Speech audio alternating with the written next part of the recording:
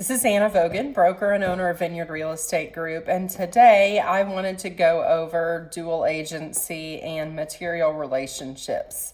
I have learned that most agents only mark the dual agency box if their client is a brother, sister, husband. If it's them themselves selling the house, they'll say agent is principal. But dual agency means a lot more than that. So the definition of dual agency basically is anyone that you're in a relationship with that could affect the way that you perform as an agent. So let's say that it's a best friend that you've had for 20 years. You really need to mark that in the dual agency box.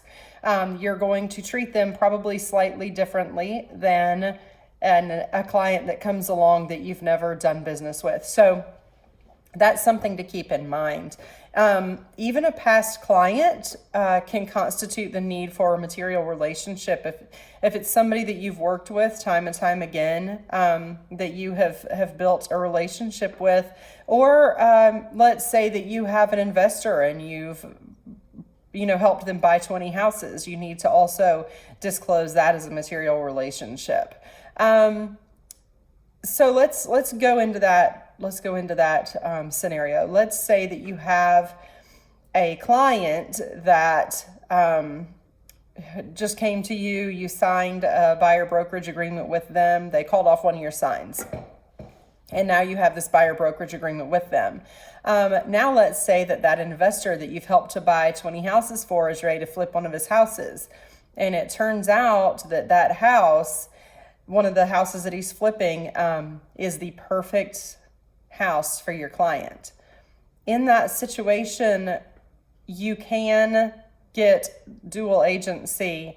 You can be a dual agency agent in that situation, but you've already had your buyer brokerage agreement signed from your new client. You need to get the listing agreement signed with the investor that you have the relationship with. You need to disclose the material relationship. Then you need all parties, including your broker, to sign acknowledgement that you are in a dual agency agreement. We have to have written consent from all parties that a dual agency has been formed. The reason why it's very important to go to your broker, and if you're not with our brokerage and you're just watching these training videos, I still recommend going to your broker to get consent. The reason why is because some brokerage E&O policies do not allow dual agency. You can tell I have a kid in college.